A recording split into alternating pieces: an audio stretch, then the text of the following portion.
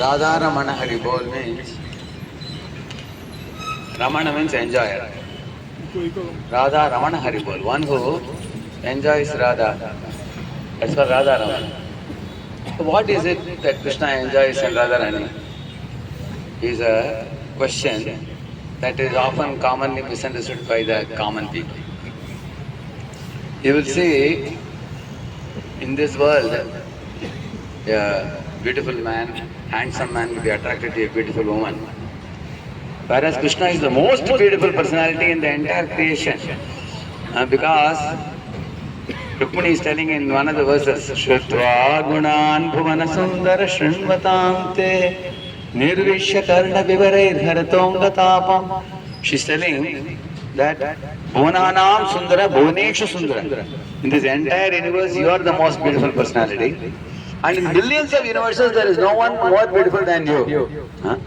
And what are you beautiful for? You are beautiful for your handsomeness, which is external beauty. You are also beautiful for your qualities. You are also beautiful for your exalted activities. You are also beautiful for the sweet dealings with your devotees. Everything about you is beautiful. Just as one another poet sang, Adaram Madaram, Vadanam Madaram, Hridayam Madaram, Gamanam Madaram, Nayanam Madaram, correct? No? Everything Madhuradipate. Agilam Maduram. So everything about you is beautiful.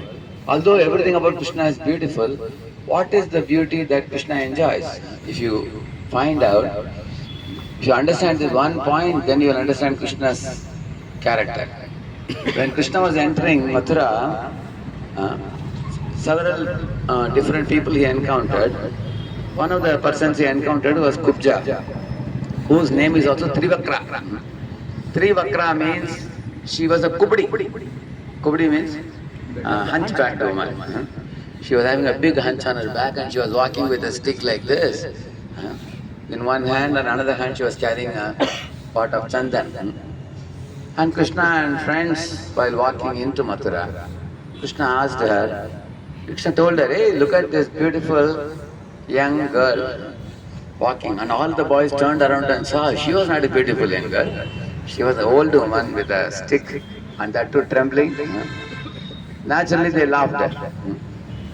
So, and then when she came near, so Krishna asked her, hey Trivakra, where are you going? What are you doing? She said, I am carrying this chandan for Kamsa. So he said, if you give this chandan kalep to me and my brother Balaram, your life will become Successful. blessed, fortunate. It will become dhanya, it will become fortunate. And without any hesitation, without any fear of Kamsa's henchmen who may be roaming around there, there may be spies sent by Kamsa to watch what Krishna Balaram are doing, correct, no? In case the matter reaches the ears of Kamsa that Kubja, instead of bringing to Kamsa the chandan, she turned it away to Krishna, her head would be cut off. But without fearing Kamsa, as Krishna says, Ma Shucha, which verse he says Ma Shucha? Sadharman Parityaja. So she did that. Sarvadharman Parityaja. Amekam Sharanam Braja. Aham Tvam Sarvapapebhyo Mokshayishyami. Mahashucha. So she surrendered to Krishna saying that, oh, simply by looking at both of you, immediately my heart feels that, she got revived of her Krishna consciousness, looking at Krishna. She wanted to immediately render some service. She gave the chandan lake to Krishna and Balaram, both of them, and the forehead and shoulder she applied. So, as soon as Krishna received that service from Kubja, he felt that this living entity has served me with great affection and devotion, and I should reciprocate with something. And then Krishna put his lotus feet on her foot, caught her cheeks and gave a jerk and lifted it up. Next moment, Kubja turned into a young, beautiful girl. So that Prabhupada says, in this world, all the living entities are all Kubjas. Even all of us is saying. Why you are Kubjas?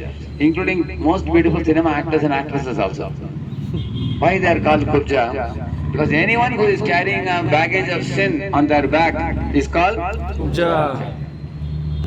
So everybody, all the evenings are carrying simple baggages. But somehow or other in your life, if you came across devotees and Krishna, Who told you that everybody in this world has to do some work? Why don't you do some seva for Krishna? Instead of making your chesta or endeavor in the wrong direction, you make chesta for Krishna. Krishnarte akila chesta. Make that endeavor for Krishna. Now everybody in this world has to do some work. You do for Krishna. So when you do that, what happens? Just like Kubja became extremely beautiful by the Krishna touch. Similarly, in our life also, when we get Krishna touch, our life becomes like a beautiful garden of roses. We become very joyful, very happy, and we can make the world happy also. So, here Prabhupada brings out a very important point. The hippies were actually having beard and mustache and long hair, and they were into drug addiction. There was one hippie called Randy who came to Prabhupada. His whole body was sandy. And he had jata also. When he came near, his whole body was stinking, can you imagine? Because they would pass urine, stool, they would not clean also. They were so ugly. But when these hippies came to Prabhupada, the liquor smell will come when you go near them. But when they met Sri Prabhupada, they shaved up, clean, wore tilak, wore kantimala, took japa beads, wore beautiful saffron clothes, and they were all dancing like white elephants in the kirtan. And Prabhupada remarked, look at these fellows. They were looking like Dharavesh before, with long, hairs and beard and everything. Now look at them, they look like as if they have descended from Vaikuntha. So the ugly hippies became happy hippies, and hippies became happies. So in this way, just as they were rendered beautiful by Krishna touch, every sinful living entity in this world can become aham tvam sarva papebhyo. Krishna can relieve us of all the sinful reactions and make us beautiful living entities. And here Prabhupada makes a very vital point. Krishna is not attracted by external beauty.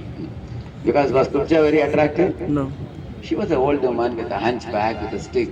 But Krishna's eyes fell on her, and he became attracted to connect with her and take service and reciprocate with her loving service. So what attracts Krishna is only seva bhava. Your external beauty cannot attract him because he is the source of all external beauty. If you want a scientific proof for this, I can tell you. One time in the Badrika ashram, Narayana and Rishi were sitting and doing meditation. And Indra was worried. These fellows are doing meditation, they will occupy my post and I will be out of job. So immediately he sent Madan and Rati to allure them. So Madan and Rati created a very, very beautiful scenic beauty. Birds were chirping, nightingales were chirping, and the water was flowing and everything was nice. And then they wanted to send Apsaras to allure Narayana and Rishi. When Narayana and Rishi saw Madan and Rati, he smiled. And from his thighs, he produced innumerable Apsaras, all of different celestial beauties. And Madan and Rati were hiding behind a tree. They were shocked. My Lord, before we can show some Apsaras, he is showing so many Apsaras. And Lord called them, come here, don't be afraid. I know what business for which you have come here. And Lord said, Indra has sent you. So amongst these Apsaras, you pick up one if you want and go and give to Indra. So then there was a Urvashi, was the most beautiful. Uru means the thighs. Vashi means one who attracts. So from Lord's thighs only all these Apsaras are produced. So one of those was Urvashi, and then Lord said, okay, offer it as my donation to Indra.